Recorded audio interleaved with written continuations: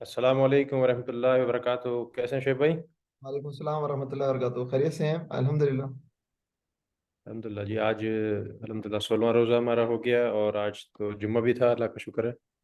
جی جی۔ اور آج سورۃ الکہف کا بقیہ ایسے ہی کرنا ہے، جمعے کے بالکل مناسبت ہے سورۃ الکہف سے، جی نا؟ بالکل بالکل، تو سورہ کہف ہم نے کل سیکنڈ ہاف میں شروع کر لی تھی، جی جی اور کل جو ہے وہ آپ نے جو ہے وہ اصحاب کہف کا قصہ اور باغ والوں کا قصہ جو ہے بتایا تھا، اور اس کا جو جی پس جی منظر بتایا تھا۔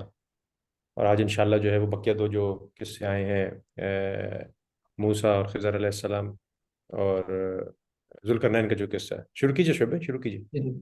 اچھا دیکھیں، آ، جو قصہ خضر و موسیٰ علیہ الصلوۃ والسلام ہے، اس کے اندر جو ہے نا ہمیں ایک چیز نظر آتی ہے کہ کائنات کے جو اس کارخانے کے اندر جو ہے نا وہ بہت ساری چیزیں ایسی چل رہی ہیں جو ہمیں سمجھ میں نہیں آتی ہیں، لیکن ان صحیح کے پیچھے بڑی جو ہے نا وہ حقیقتیں ہیں۔ اچھا، صحیح۔ اس کے واقعے کی جو حدیث یعنی کہ صحیح بخاری کے اندر ایک طویل حدیث ہے نا، جس کے اندر اس واقعے کی تفصیلات بیان کی گئی ہیں، جو کہ قرآن حکیم میں اجمالاً جو ہے وہ سمرائز وے میں بیان کیا گیا ہے۔ حضرت موسیٰ علیہ السلام سے پوچھا جاتا ہے کہ دنیا میں سب سے زیادہ صاحب علم کون ہے؟ حضرت موسیٰ علیہ السلام کہتے ہیں میں وقت کا نبی، تو ان کا خیال تھا کہ وہ ہیں۔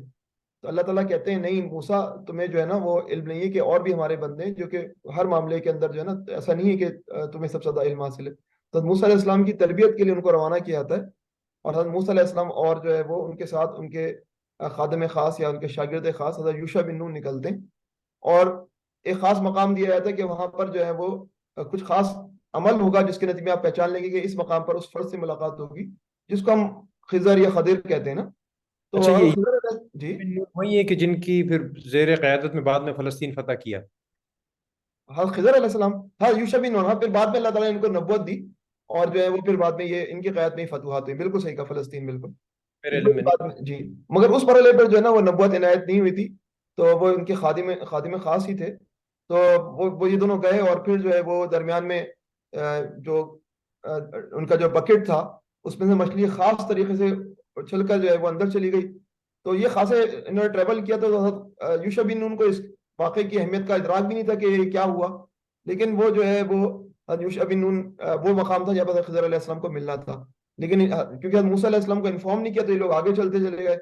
پھر ایک مقام پر ان کو تھکن لاحق ہوئی، تو حضرت موسیٰ علیہ السلام نے کہا ناشتہ دے دو، تو انہوں نے کہا کہ وہ جو مچھلی تھی وہ تو ایک عجیب مقام طریقے سے جو ہے وہ سمندر کے اندر چلی گئی، تو موسیٰ علیہ السلام نے کہا ادھر ہی تو ہمیں جانا تھا۔ چنانچہ یہ لوگ پھر واپس آئے، اور وہاں پر جو ہے موسیٰ علیہ السلام نے سلام کہا، تو وہاں پر خضر علیہ السلام موجود تھے، ان کو سلام کہا، خضر علیہ السلام نے کہا اس سرزمین میں سلام کہاں، تم کون ہو؟ تو حضرت موسیٰ علیہ السلام نے بتایا کہ میں بنی اسرائیل کا نبی ہوں، موسیٰ۔ اور پھر جو ہے موسیٰ علیہ السلام نے کہا کہ میں آپ سے علم سیکھنے آیا ہوں، آپ مجھے اپنے ساتھ رکھیں۔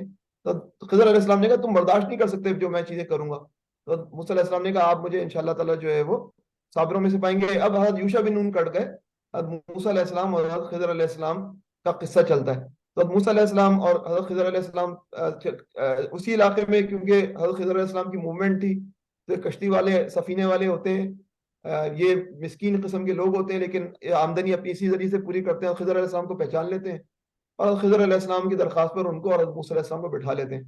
حضرت موسیٰ علیہ السلام حضرت خضر علیہ السلام کے ساتھ اب یہ ٹریول کرتے ہیں، تو یہ درمیان میں جو ہے وہ جو کشتی تھی نا اس کا ایک تختہ اکھاڑتے ہیں، اور اس طرح کہ وہ کشتی نہ ڈوبے۔ اور پھر جو ہے وہ حضرت موسیٰ علیہ السلام بڑے پریشان کہ ہمارے محسنوں کے ساتھ یہ سلوک کیا انہوں نے، کہ خضر علیہ السلام نے جو ہے وہ کشتی کو داغدار بنا دیا، عیب دار بنا دیا۔ سوال اٹھاتے ہیں حضرت موسیٰ علیہ السلام، تو حضرت خضر علیہ السلام کہتے ہیں کہ میں نے آپ سے نہیں کہا تھا کہ آپ صبر کریں، آپ کو سوال نہیں کرنا، تو حضرت موسیٰ علیہ السلام کہتے ہیں بھول ہو گئی۔ اس کے بعد جو ہے وہ ایک چڑیا آتی ہے، اور چڑیا جو ہے وہ کشتی میں بیٹھ کر جو ہے وہ تھوڑا سا جو ہے وہ پانی کا ایک قطرہ پیتی ہے، تو حضرت خضر علیہ السلام حضرت موسیٰ علیہ السلام سے کہتے ہیں کہ جو ہے یہ دیکھیں موسیٰ، جتنی اس چڑیا نے جو ہے وہ پانی پیا ہے نا اتنا، اور یہ جو سمندر سے کچھ ہے ہمارے علم کی نسبت، ہم دونوں کے علم کی نسبت اللہ کے علم کی نسبت سے یہ ہے۔ اس کے بعد جو ہے وہ کشتی سے اتر جاتے ہیں اور ایک بستی میں پہنچتے ہیں، وہاں جو ہے وہ ایک لڑکے جو ہے کھیل رہے ہوتے ہیں، خضر علیہ السلام ایک لڑکے کو پکڑتے ہیں اور اس کو مار ڈالتے ہیں، اس کی گردن تن سے جدا کر دیتے ہیں حدیث کے مطابق۔ حضرت موسیٰ علیہ السلام دہل جاتے ہیں نا، یہ کیا ہوا اچانک سے نا؟ حضرت موسیٰ علیہ السلام کہتے ہیں یہ آپ نے کیا کیا، یہ تو بڑا برا عمل ہے جو ہوا ہے۔ حضرت خضر علیہ السلام کہتے ہیں آپ کو کہا نہیں گیا تھا کہ آپ صبر کریں؟ اور جو ہے وہ حضرت موسیٰ علیہ السلام کہتے ہیں کہ مجھے معاف کیا، اگلی دفعہ اگر ہوا تو آپ مجھے الگ کر دیجیے گا۔ پھر ایک اور بستی میں جاتے ہیں، وہاں کے بستی کے لوگ جو ہے نا وہ کیونکہ پرانے زمانے کی روایت تھی کہ مہمان نوازی کی نا، وہ بالکل جو ہے وہ ان کو کوئی لفٹ نہیں کراتے. تو جو حضرت موسیٰ علیہ السلام، حضرت خضر علیہ السلام کو جب لفٹ نہیں کرائی جاتی تو حضرت خضر علیہ السلام ایک دیوار کو دیکھتے ہیں. وہ دیوار جو ہے وہ گری جا رہی تھی. حضرت خضر علیہ السلام جو ہے وہ اس دیوار کو جو ہے وہ اس کو سیدھا کر دیتے ہیں. حضرت موسیٰ علیہ السلام کہتے ہیں اس بستی والے لوگ، یہ بستی والے تو ایسے تھے، اور آپ نے جو ہے وہ ان کی جو ہے وہ کیا کی، مدد کی، اور ان کی دیوار، گرتی ہوئی دیوار کو جو ہے سیدھا کر دیا. آپ ان کی اس کی اجرت دے سکتے تھے. تو حضرت خضر علیہ السلام کہتے ہیں کہ بہت، اب آپ نے تیسری دفعہ جو ہے وہ یہ معاملہ کیا ہے، آپ صبر نہیں کر سکے. اب جو ہے میں آپ کو ان معاملات کی وضاحت کر دیتا ہوں، اور ان معاملات کی وضاحت کر کے جو ہے ہمارا معاملہ جو ہے یہ ہوگا کہ ہم الگ ہو جائیں گے. تو پھر جو ہے وہ حضرت موسیٰ علیہ السلام کو نے بتایا کہ پہلا جو معاملہ تھا وہ مسکینوں کی کشتی تھی، اور آگے ایک ظالم بادشاہ تھا، اس کے کارندے جو ہے نا وہ کیا کر رہے تھے، وہ کارندے جو ہے وہ کشتیوں کو ضبط کر رہے تھے. اب جب ہمارے کو اٹھا، جب ان کو کرنا یہ تھا کہ ہمیں تو اتار دیا، انہوں نے ڈراپ کر دیا، اب آگے جاتے تو یہ بادشاہ کے کارندے جو ہے وہ اس کشتی کو دیکھتے اور اس کشتی کو ضبط کر لیتے اپنے کاموں کے لیے. تو ہم نے اس کو ایبدار بنا دیا. تو اب جب وہ دیکھیں گے کارندے تو بولیں گے یہ کشتی اس قابل نہیں ہے کہ اس کو ضبط کیا جائے، تو خطرے میں ویسے ہی ہے. تو اس طرح جو ہے وہ مسکینوں کو ہم نے جو ہے وہ تھوڑا سا نقصان پہنچا کر ان کے معاملات کو جو ہے وہ ان کی کشتی کو بچا لیا، ان کے روزگار کے جو ہے وہ ذریعے کو بچا لیا. مفہوم اس طرح کا ہے. اس کے بعد جو ہے وہ جو لڑکا تھا، ان کے والدین جو ہے وہ نیک تھے نا، اور اس لڑکے کے متعلق یہ تھا کہ مستقبل میں اس کو جو ہے وہ بڑا سرکش بننا تھا.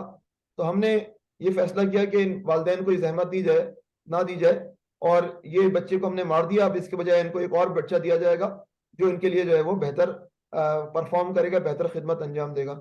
اور تیسرا جو ہے وہ اصل میں اس بستی کے اندر، جن بستی کے لوگ ظالم تھے جنہوں نے ہماری مہمان نوازی نہیں کی، اس بستی کے اندر 2 یتیم بچے ہیں، اور ابھی وہ چھوٹے چھوٹے ہیں. ان کے والد نیک آدمی تھے، اور جب ان کا انتقال ہو رہا تھا تو انہوں نے کیا کیا، انہوں نے جو ہے وہ انتقال ہونے سے پہلے جو کچھ ان کا سرمایہ تھا، جو خزانہ تھا، اس کو زمین میں دفن کیا اور اس کے اوپر دیوار تعمیر کر دی کہ میرے بچے جو ہیں وہ جب بڑے ہوں تو جو ہے وہ جب یہ دیوار کو گرائیں تو جو ہے وہ اس کے اندر سے خزانہ ان کو مل جائے. تو بہرحال وہ بندہ تو اللہ کو دعا کر کے جو ہے وہ رخصت ہو گیا، لیکن اب یہ دیوار جو گری جا رہی تھی اور ابھی یہ بچے چھوٹے ہی ہیں. تو ہم نے اس دیوار کو سیدھا کیا تاکہ جو ہے وہ جب یہ بڑے ہوں تو پھر جو ہے وہ اس دیوار کے نیچے سے یہ دیوار گرا کر جو ہے وہ اپنے باپ کی جو ہے چھوڑی ہوئی دولت جو ہے انہی کو ملے. تو یہ 3 واقعات ہیں جو کہ ہمیں بتاتے ہیں کہ بیک اینڈ پہ جو ہے اللہ تعالیٰ کس طرح جو ہے وہ نیک لوگوں کی مدد کر رہے ہوتے ہیں.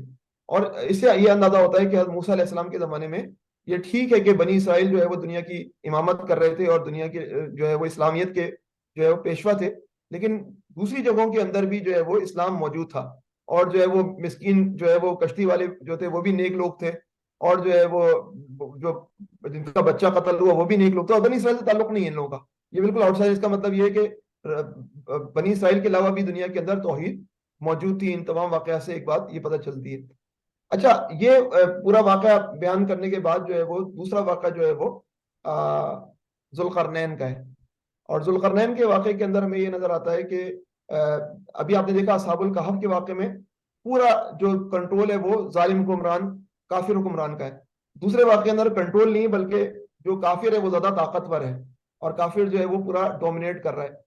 تیسرے واقعے کے اندر ہم دیکھتے ہیں کہ جو ہے وہ نارمل لائف ہے، اور اس نارمل لائف کے اندر اہل ایمان بھی جی رہے ہیں.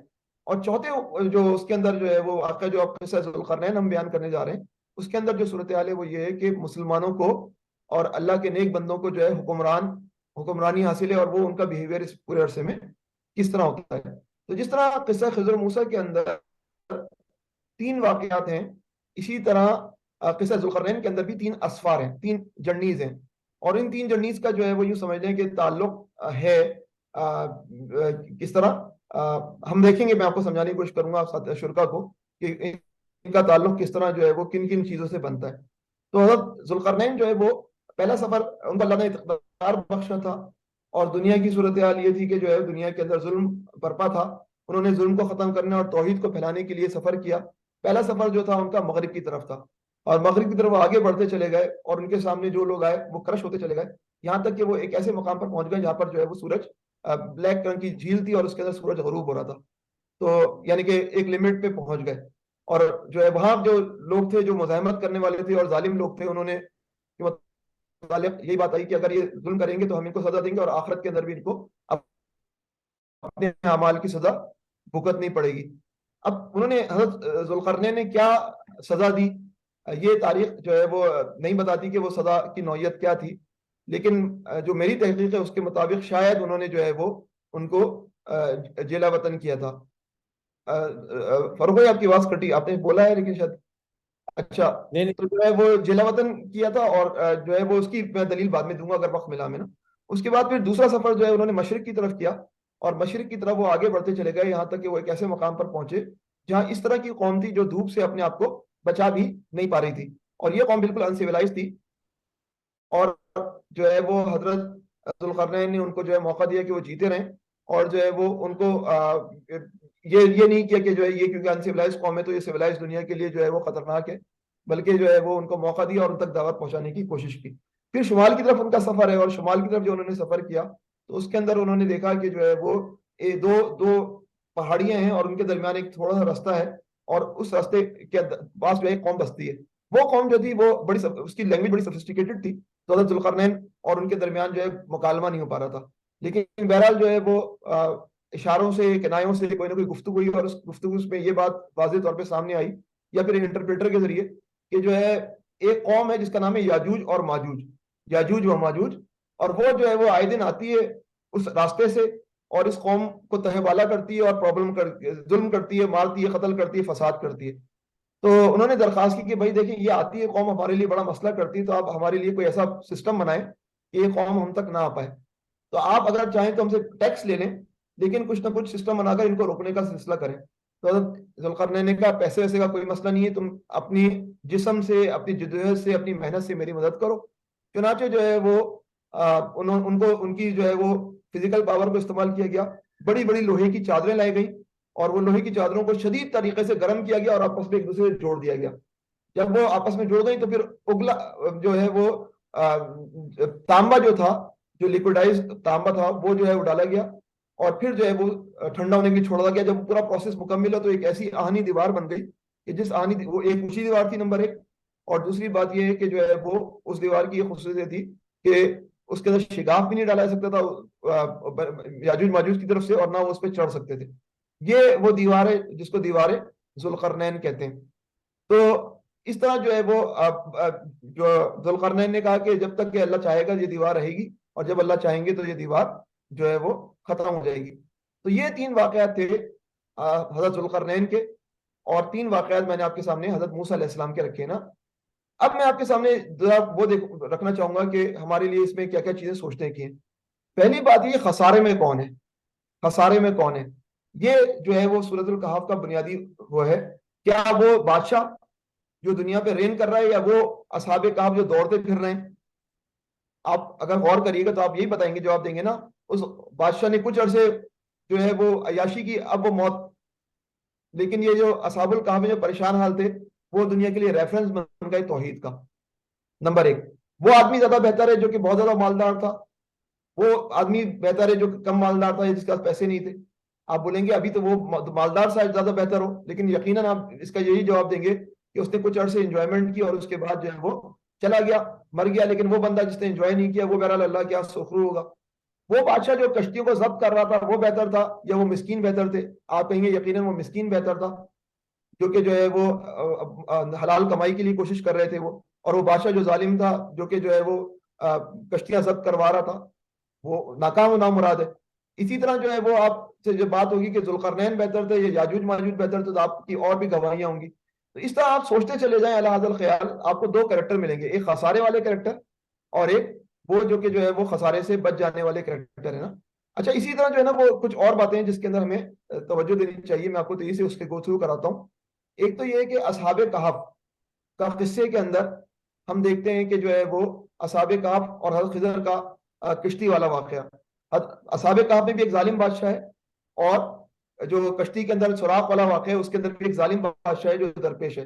اصحاب کہف میں ان کو سلا کر بچایا گیا، اور جو ہے وہ کشتی میں سوراخ کر کے جو ہے وہ مسکینوں کو بچایا گیا۔ دونوں جگہ کیا تھے؟ ظالم بادشاہ تھے۔ بچے کے قتل کے اندر جو ہم دیکھتے ہیں، بچہ کا قتل، ایک بچہ جو کہ جو ہے وہ اس کو قتل اس وجہ سے کیا گیا کہ وہ بڑے ہو کر اس کو برا بننا تھا۔ تو آپ کے ذہن میں ایک سوال ضرور آ رہا ہوگا، اس کا مطلب ہے کہ اگر کوئی نیک والدین ہیں اور ان کا کوئی بچہ ہوتا ہے جس کے نصیب کے اندر بڑا ہونا ہوتا ہے، اور بڑے ہو کر وہ جو ہے وہ فسق کرے گا، تو اس کا مطلب ہے کہ اس واقعے کی روشنی کے اندر اس کا جو ہے وہ مقدر قتل ہونا ہے. آپ یہی سوچ رہے ہوں گے، لیکن قرآن حکیم میں اور بھی بیان ہوتا ہے کہ ایک 40 سال کی عمر ہوئی اور وہ فرد جو ہے وہ اللہ کی بات نہیں مان رہا، اس کے والدین کہہ رہے ہیں بھائی لگ تمہارا کیا معاملہ ہے کہ تم جو ہے وہ اللہ تعالیٰ کو نہیں پوچھ رہے. تو ایسا ضروری نہیں ہے کہ ہر بچہ جو کہ جو ہے برا ہے اللہ تعالیٰ جو ہے وہ نیک والدین کے ان بچے کو مار دیں گے اور پھر اس کو ایک صالح بچے دیں گے. یہ ایک ایگزامپل کے طور پہ واقعہ پیش کیا گیا. تو بہرحال جو ہے وہ کہنے والی بات یہ کہ جو ہے وہ بچہ جو ہے وہ ادھر دو بندوں کے واقعہ ہے، ایک امیر ہے اور ایک جو ہے وہ غریب ہے. اللہ تعالیٰ نے امیر کے جو ہے وہ کیا کیا، اس کے باغ کو بسم کر دیا، دونوں باغوں کو. ادھر جو ہے وہ بیٹا جو ہے وہ جو تھا جو مستقبل میں خراب ہونے والا تھا، اس کو موقع نہیں دیا گیا کہ بڑے ہو کر ایسی حرکتیں کرے، اس کو پہلے ہی مار دیا گیا. اور تیسرا جو ہے وہ حضرت ذوالقرنین نے بھی ایک دیوار بنائی اور اس کے متعلق یہ بات ہوئی کہ جو ہے وہ دیوار جو ہے وہ یاجوج ماجوج کو روکنے کے لیے، یاجوج ماجوج کے فساد کو، حضرت خضر علیہ السلام نے بھی ایک دیوار کو سیدھا کیا اور وہ ادھر کے ظالم حکمرانوں کو، ظالم باشندوں کو روکنے کے لیے، تاکہ وہ دو یتیم بچے جب بڑے ہوں تو وہ جو ہے وہ اس دیوار کو سے جب ختم ہو جائے تو اس کے نیچے سے خزینہ دریافت کر لیں. اور یقیناً جو ہے وہ یاجوج ماجوج کو بھی اللہ تعالیٰ اس وقت تک روکیں گے جب تک کہ انسانیت اس قابل نہیں ہو جاتی کہ یاجوج ماجوج کا مقابلہ کر سکے حضرت عیسیٰ علیہ السلام کی قیادت میں. تو یہ وہ ساری چیزیں جو کہ ہمیں سوچنا چاہیے کہ ان چیزوں کے اندر ربط ہے اور ان چیزوں کے اندر جو ہے وہ اچھا ایک اور چیز میں آپ کے توجہ دلا کر بات کو ختم کرتا ہوں. سورہ بنی اسرائیل کے اندر جو ہے وہ دو تباہی کے عنصر ہیں، دو تباہی کے عنصر. کون کون؟ پہلے نیبوچڈ نظر اور پھر ٹائٹس، جن کا نام نہیں لیا گیا. جبکہ سورۃ الکہف کے اندر دو جو ہے وہ ریوائول کے جو ہے کردار ہیں، ایک حضرت موسیٰ علیہ السلام اور ایک ذوالقرنین بنی اسرائیل کے لیے. سورہ بنی اسرائیل کے اندر دو وعدے کیے گئے تباہی کے، دو تم لوگ یہ کرو گے اور تمہارے ساتھ یہ ہوگا. ادھر بھی دو وعدے ہیں دیواروں کے حوالے سے نا. تو آپ دیکھیں گے تو ایسا لگ رہا ہے سیمیٹری نظر آتی ہے سورہ بنی اسرائیل کے اندر، سورہ الکہف کے اندر اور سورۃ الکہف کے مختلف واقعات کے اندر. بس ان پہ ذرا توجہ دینے کی ضرورت ہے تو جو ہے وہ بڑے زبردست قسم کے جیمز جو ہے وہ ہم اس میں سے نکال سکتے ہیں. یہاں پر ہم سورۃ الکہف ختم کرتے ہیں. فاروق بھائی جو ہے وہ اگر آپ جو ہے وہ آگے. میں آپ کی بات کو میں آگے کنٹینیو کروں گا جی جی کہ سورہ بنی اسرائیل، سورہ کہف یا اس کے بعد کی جو دو صورتیں مختصراً ہم تذکرہ کریں گے، وقت زیادہ نہیں ہے ہمارے پاس، سورہ مریم اور سورہ طٰہٰ.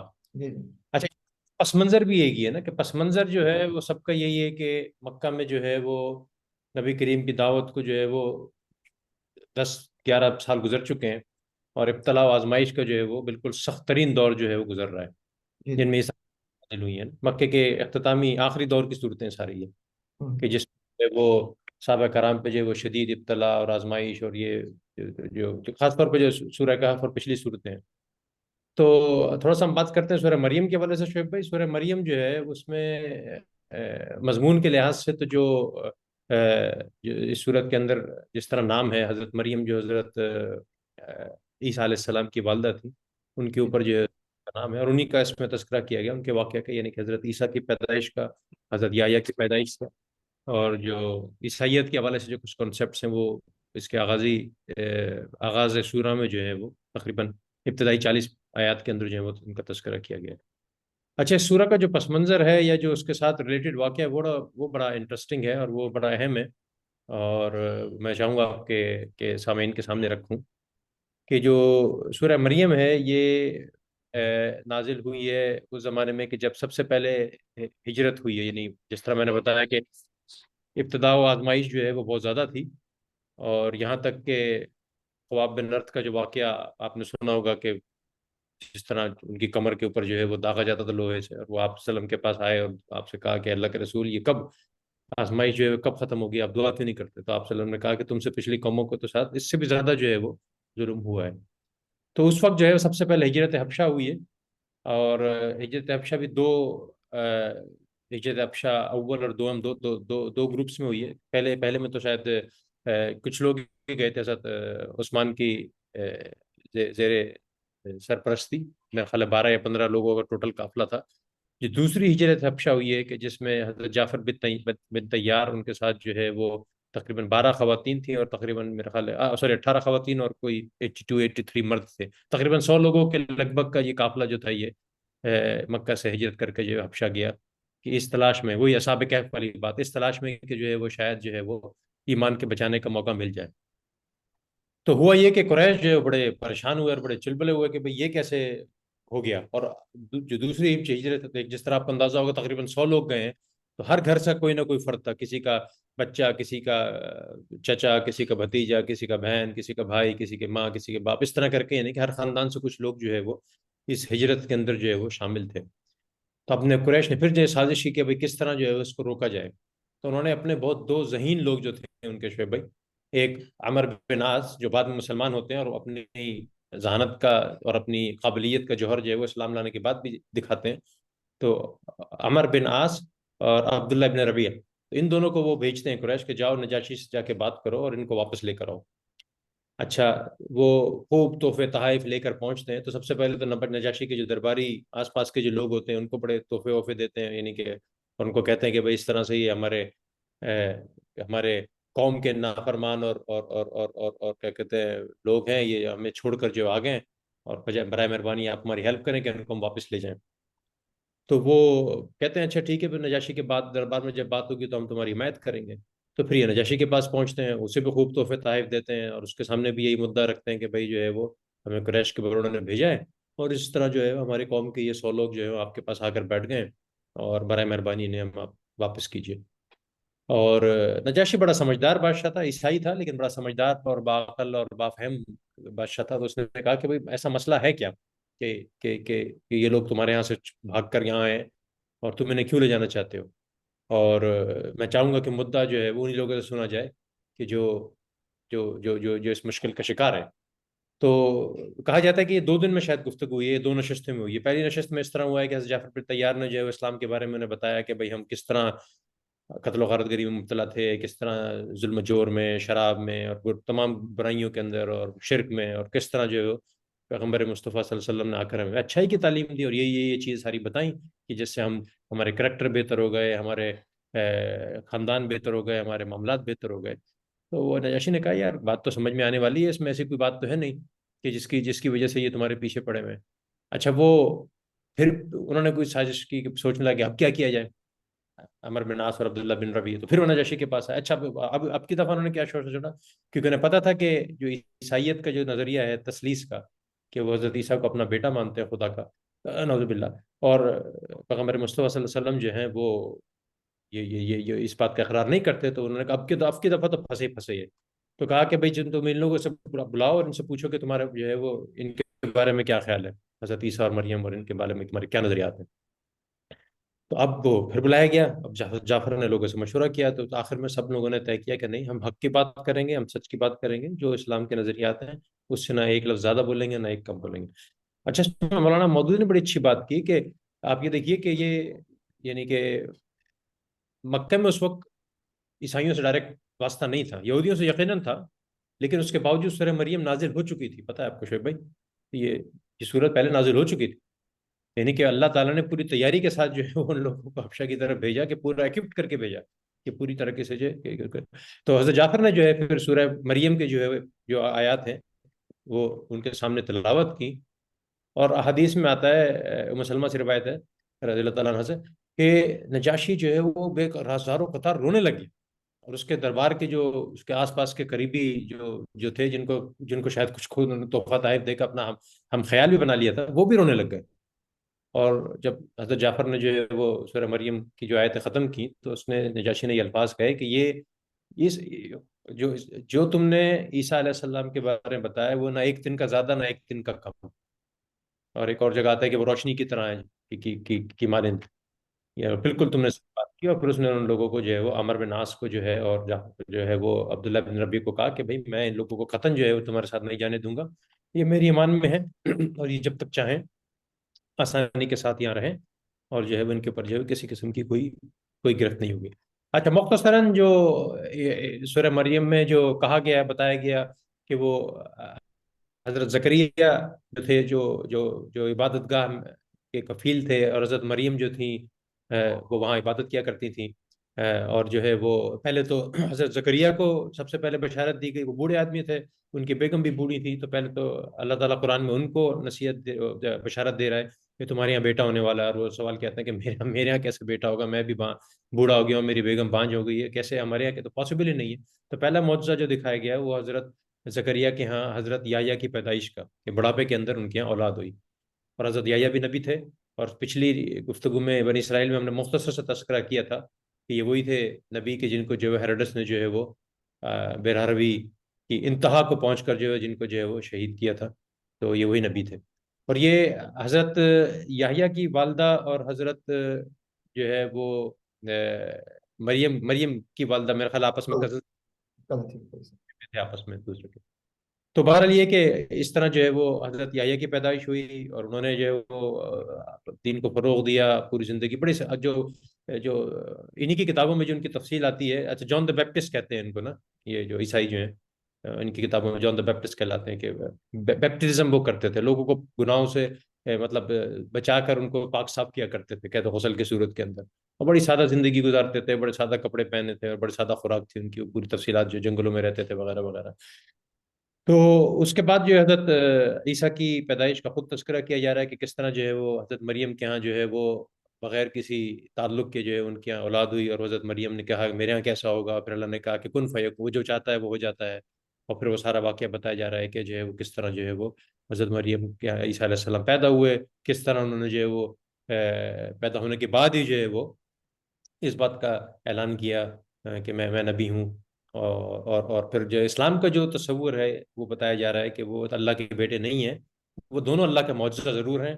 اور اللہ معجزہ پہ قادر ہے, اللہ طرح کے معجزے ہر دور میں پیدا کر سکتا ہے, لیکن یہ کہ وہ اللہ کے بیٹے نہیں ہیں. یعنی کہ بغیر کسی تعلق کے عورت کے یہاں بیٹا ہو جانا یہ اللہ کے قدرت میں ہے. اس کا مطلب یہ نہیں ہے کہ ایسی اولاد جو ہے وہ خدا کا بیٹا بن جائے. اور یہ عیسائیت کے جو ہے اس تصور کی جو ہے وہ یقینی کی گئی ہے. اچھا وقت بہت کم ہے ہمارے پاس, شعیب بھائی 3-4 منٹ ہے میرا خیال ہے, تھوڑا سا میں جو ہے وہ اور پھر اس میں جو ہے قصہ ہے اور سارا انبیاء کا قصہ اور جو ہے وہ سارا کریش کو جو ہے کو ریلیٹ کیا جا رہا ہے. تو یہ جو میسج تھا یہ سورہ مریم میں تھا. سورہ طٰہٰ اس کے بعد آتی ہے اور موضوع مضمون اس کا بھی ہے, بس اس سے ریلیٹڈ 2-3 منٹ میں آپ کے سامنے وہ مشہور واقعہ رکھ دیتا ہوں جو آپ کے ذہن میں پہلے بھی ہوگا کہ حضرت عمر علیہ السلام جو رضی اللہ تعالیٰ عنہ جو تھے وہ جب اسلام نہیں لائے تھے تو بڑے شخص جو ہے وہ مخالف تھے. اور ایک دفعہ جو نبی کریم کی تلاش میں نکلے کہ آج تو میں جو ہے وہ نعوذ باللہ جو ہے نبی کریم پہ اٹیک ہی کر دوں گا. تو ایک صاحب ان کو راستے میں ملا کہ نبی کریم کی اٹیک کرو گے, پہلے اپنے گھر کی خبر لو جا کر. تو انہیں کیا مطلب کہ جا کے اپنی بہن کی خبر لو. بہن کے گھر پہ پہنچے, میرا خیال ہے فاطمہ تھا ان کی بہن کا نام بھی شاید, اور ان کے جو فاطمہ بنت خطاب اور ان کے جو ہسبینڈ تھے سعید بن زید جو تھے بڑے پائے کے صحابی گزرے. تو وہ دونوں جو ہے وہ خباب بن, اور دوبارہ حضرت خباب کا تذکرہ آ گیا, ان سے جو ہے وہ یہ سورت جو ہے وہ سورہ طٰہٰ کی جو ہے وہ آیتیں وہ ان کو پڑھا رہے تھے. اور انہوں نے باہر سے سنی, اندر گئے, پوچھا بھائی کیا پڑھ رہے ہو تم لوگ یہ؟ تو انہوں نے کہا ہم تو کچھ نہیں بات کر رہے. تو یہ انہوں نے کہا نہیں میں نے سنا ہے کہ تم پڑھ رہے ہو. تو پھر جو ان کی بہن نے بلند ہو کر کہا کہ بھائی اچھا ٹھیک ہے ہم پڑھ رہے ہیں, اور اپنے مسلمان ہونے کا انہوں نے اقرار کیا. تو انہوں نے پھر جو ہے وہ بہن پہ بھی ہاتھ اٹھایا, ان کے بہنوں کی بھی خوب پٹائی کی, اور یہاں تک کہ جو ہے وہ بہن کا جو ہے وہ سر پہ کوئی چوٹ لگی تو اس سے خون نکلا. تو اس پہ پھر انہیں بڑی پشیمانی ہوئی ایک دم سے کہ کس طرح جو ہے میں نے ہاتھ اٹھایا. اور ہاتھ اٹھانے کے باوجود وہ دونوں ڈٹ گئے. انہوں نے کہا ٹھیک ہے ہم اشہد اللہ الہ الا اللہ و اشہد ان محمد رسول اللہ, ہم نے جو اقرار کیا ہم اس سے نہیں ہٹیں گے, تمہیں جو کرنا ہے کرو, مارنا ہے مار دو میں. تو پھر جو ہے وہ یہ موقع آیا کہ انہوں نے ان سے کہا کہ بچہ تم کیا پڑھ رہے تھے, کیا کیا ہے مجھے بھی سناؤ, اور کیا ایسی چیز ہے. تو پھر جو ہے وہ ان کی بہن نے کہا نہیں پہلے جب تم پاک صاف ہو پہلے جب نہ غسل لو, غسل کر کے جب حضرت عمر آئے تو پھر انہوں نے جو ہے وہ یہی سورہ طٰہٰ کی جو ابتدائی آیات ہیں کہ جو پڑھ کر سنائی.